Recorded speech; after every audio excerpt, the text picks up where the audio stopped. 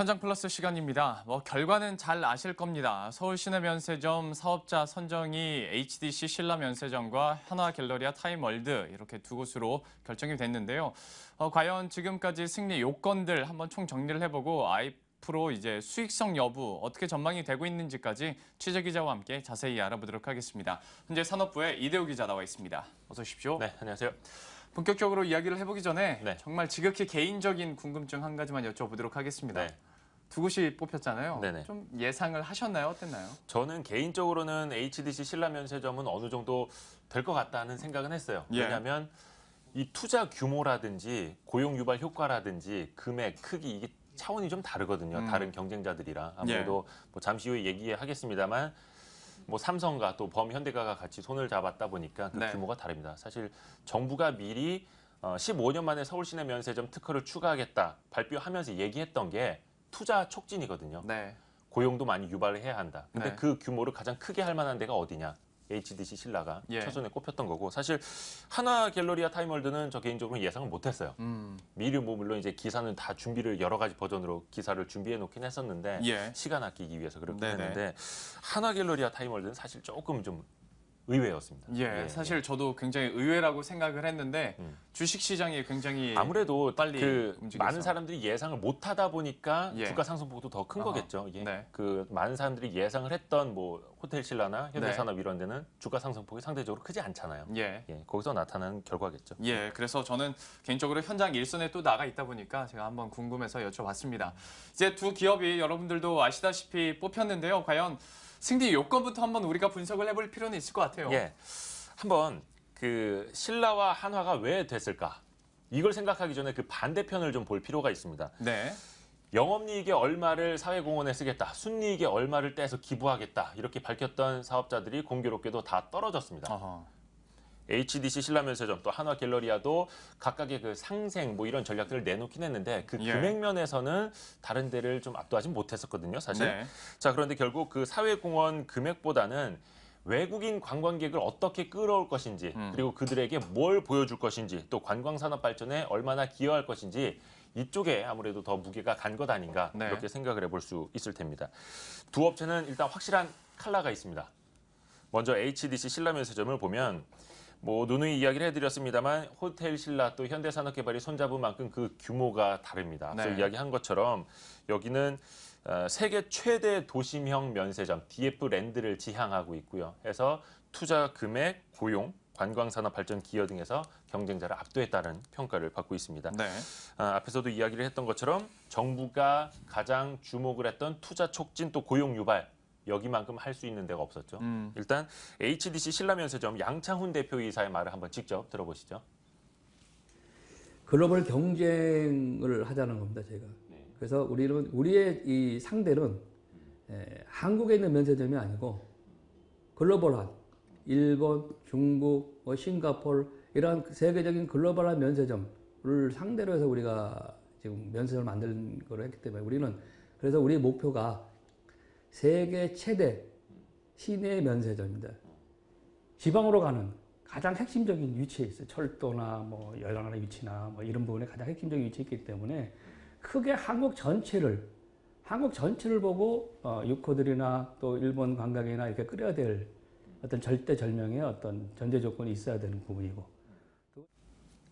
뭐 좀 장황하게 설명이 되긴 했습니다만은 HDC 신라 면세점 같은 경우에는 누누이 저희가 강조드리는 것처럼 규모 네. 자체가 달랐어요. 궁금한 점은 한화 갤러리아 타임월드 과연 어떤 걸 내세웠을까, 어떤 강점이 있었을까라는 것인데 네.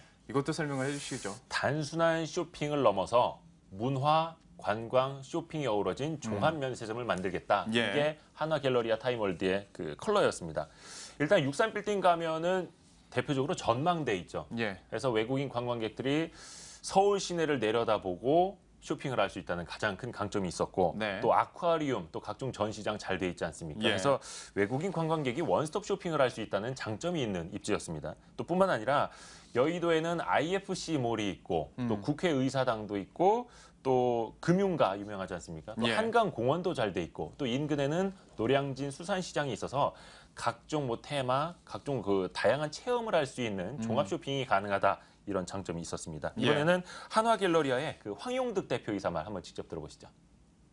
여의도는 사실은 또 뭐 국회의사당도 있고 IFC몰도 있고 또 어떻게 보면 한국의 그 뉴욕의 월가처럼 한국 그런 어떤 금융의 중심지 아니겠습니까?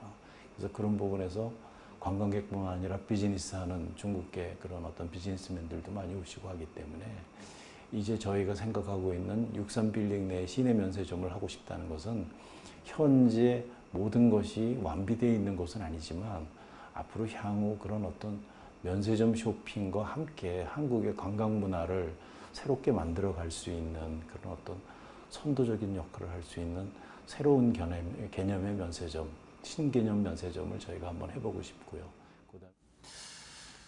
두 대표이사의 얘기를 들어봤는데 좀 공통적으로 꼽히고 있는 것이 뭐 세계 최대 뭐 더 잘 될 것이다. 물론 이 말도 있겠지만 네. 우리는 이런 입지적인 뭐 이점이 있다. 예를 들어서 용산 이미 준비가 돼 있다. 그리고 뭐 뉴욕 월가처럼 여의도 63빌딩에 그런 것을 형성하겠다라는 건데 네. 아무래도 이런 입지적인 요건이 많이 주요했나 봐요.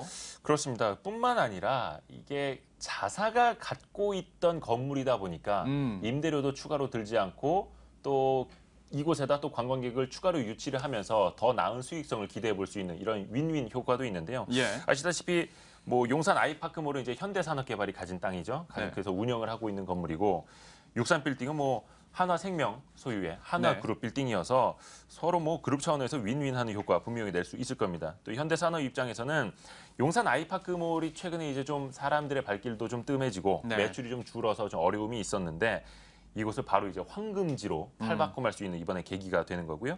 한화그룹 입장에서도 63빌딩의 그 랜드마크로서의 명성은 사실 다른 빌딩들한테 많이 빼앗기지 않았습니까? 그렇죠. 그래서 이제 국내 관광객들도 뭐 예전에는 많이 찾았어도 네. 지금은 이제 많이 찾아가질 않는데 이 63빌딩을 단번에 골드바로 만들 수 있는 계기가 마련된 겁니다. 이 골드바는 유커들이 네. 63빌딩을 부르는 또 하나의 애칭이라고 아, 그래요? 합니다. 예.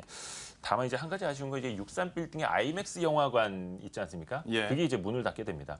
왜냐하면 그 면세점이 위치하는 자리가 63빌딩 내 아이맥스 영화관 그 자리이기 때문인데 예. 아이맥스 영화관이 1987년에 개관돼서 당시에는 좀 센세이션을 불러일으켰었죠. 네. 하지만 여기는 이제 역사 속으로 사라지게 됐습니다. 참 개인적으로 저도 초등학교 때 아이맥스 견학을 간 기억이 있는데 저도 예. 예, 정말 역사 속으로 이제 사라지는 것 같습니다.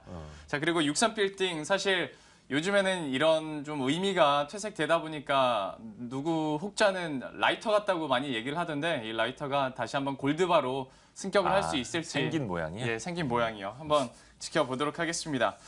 그리고 이 두 회사의 승리 요건 중에 하나로 참 주요하게 또 뽑는 요인 중 하나가 예.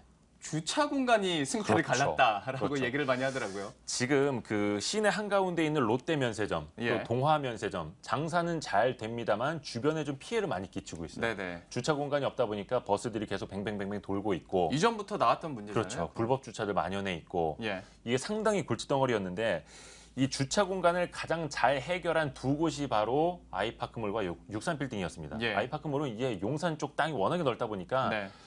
관광버스 400대를 동시에 주차할 수 있는 땅이 있고요. 예. 주차 공간이. 네. 그리고 63빌딩은 바로 옆에 있는 공터 또 한강 둔치 주차장 넓지 않습니까? 예. 여기까지 활용하면 버스 100대를 동시에 댈 수 있는 그런 장점이 있었습니다. 다른 경쟁자들이 그 주차 공간을 제대로 확보하지 못해서 애를 먹었던 것과 180도 다른 모습이었고요. 그리고 또 하나 중요한 게 이 사전에 서울시가 그 시내 면세점 특허를 심사 평가할 때 반드시 관광버스 주차장 확보 점수를 포함해달라 이렇게 관세정에 강하게 요구를 하기도 했습니다. 이것도 보이지 않는 영향을 미친 걸로 풀이가 됩니다. 그럴 수 있겠네요. 충분히 좀 팽팽했다면 주차 공간이 얼마나 확보가 됐는지가 또 하나의 그렇죠. 좀 관건이 될 수 있었을 것 같은데 네. 정말 이렇게 시내 면세점 사업자를 선정하는 것이 정말 전쟁과도 같았고 많은 사람들의 관심을 얻은 것이 사실이었습니다. 그만큼 어쨌거나 수익성이 좋다는 거잖아요. 네. 그러니까 뭐 예를 들어서 백화점 한 건물 세우느니 그냥 면세점 한 2개 층 이용하는 게 수익성은 더 좋다라고까지 얘기가 나오던데 과연 그렇죠. 이런 신규 사업자들의 수익성 과연 얼마나 될까요? 뭐 황금알을 낳는 거위라고 표현을 하는데 다 그만한 이유가 있습니다. 물론 이제 면세점 시장이 급격히 성장을 하는 것도 있지만 그 수익성, 이익률이 좋기 때문입니다. 공항 면세점 같은 경우에는 임차료만 1년에 수천억 들어가거든요. 예. 그런데 앞에서도 말씀드렸습니다만 자사 빌딩을 이용하기 때문에 우선 임차료 부담이 없고 그러네요. 그리고 가장 중요한 게 특허 수수료가 아주 미미합니다. 관세법을 보면요. 보세 판매장 특허 수수료가 매출액의 10,000분의 5입니다. 0.05%라는 뜻이죠. 그러니까 매출이 무려 1조 원에 달해도 그 특허 수수료는 5억 원에 불과하다는 그러네요. 뜻입니다. 예. 비교를 좀 해드리면 그 호텔 롯데 면세점이 그 앞으로 인천공항에다가 내야 될 그 임차료 네. 이게 5년간 3조 6천억 원이 넘습니다. 연간 어. 7,200원. 예. 7,200억 원. 예. 너무 많아서 좀 예. 호텔 신라 같은 경우에는 5년간 1조 3,200억 원. 네. 이게 연간으로 2,600억 원입니다. 이거를 내는 걸 감안을 하면 특허 수수료 0.05% 이건 정말 극미한 수준이거든요. 그러네요. 그래서 일각에서 이런 주장도 나옵니다.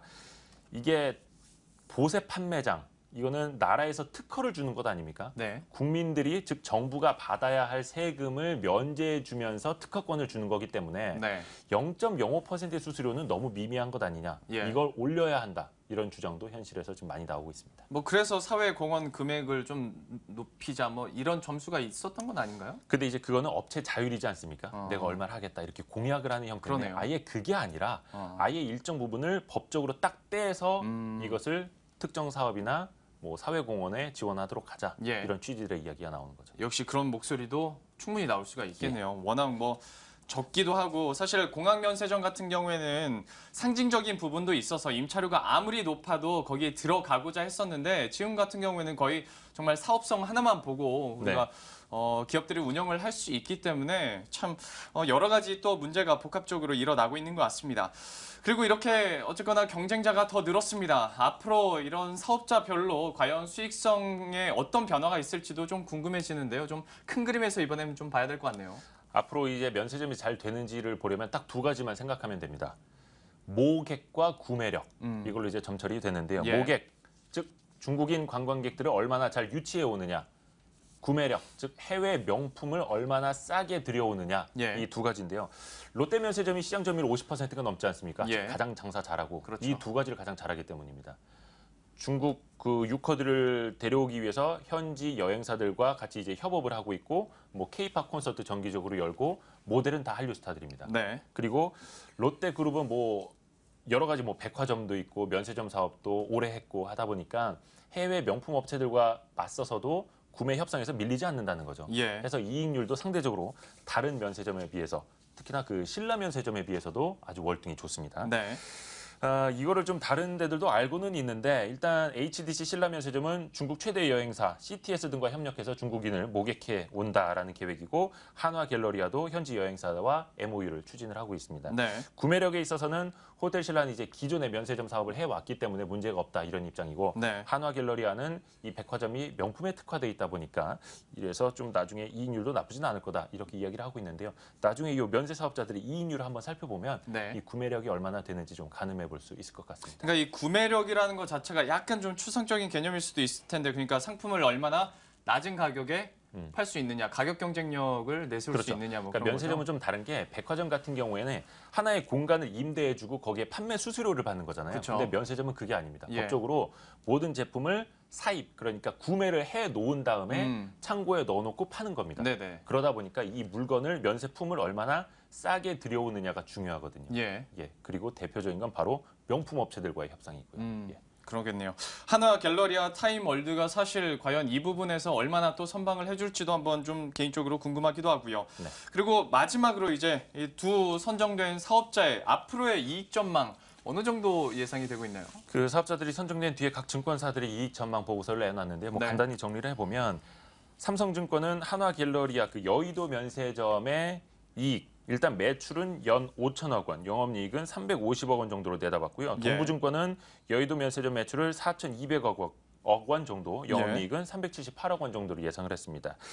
HDC 신라 면세점의 경우에는 이제 매출이 한 그 2배는 될 거라는, 2배 이상이 될 거라는 전망이 나오는데요. 네. 일단 현대증권은 HDC 신라의 내년 매출액을 1조 원 이상, 그리고 삼성증권은 1조 2천억 원까지 내다봤고 두 곳 다 영업이익률은 8%를 내다봤습니다. 다만 네. 우리가 감안을 해야 될 게 HDC 신라 면세점은 현대산업개발과 그 호텔 신라가 5대5로 지분을 그렇죠. 갖고 있는 곳 아닙니까? 합작 법인이잖아요. 그러다 보니까 이제 연결 기준으로 이익이나 매출액도 반반씩 나누게 된다는 것 예. 감안을 해야죠. 예, 그래서 1조 원대 전망까지 또 나오고 있다는 것도 우리가 어느 정도 생각을 해야 될 것 같습니다. 네. 이렇게 해서 총 정리를 해봤고요. 또 궁금한 점들도 하나하나 좀 따져보면서 여쭤봤습니다. 서울 시내 면세점 사업자 이렇게 두 곳이 선정이 됐고 또 이런 승리 요건들이 있었다는 점 그리고 이익 전망이 이렇게 나오고 있다는 점 여러분들도 한번 기억에 남겨두시면 좋을 것 같습니다. 지금까지 산업부의 이대호 기자와 함께했습니다. 고맙습니다. 네.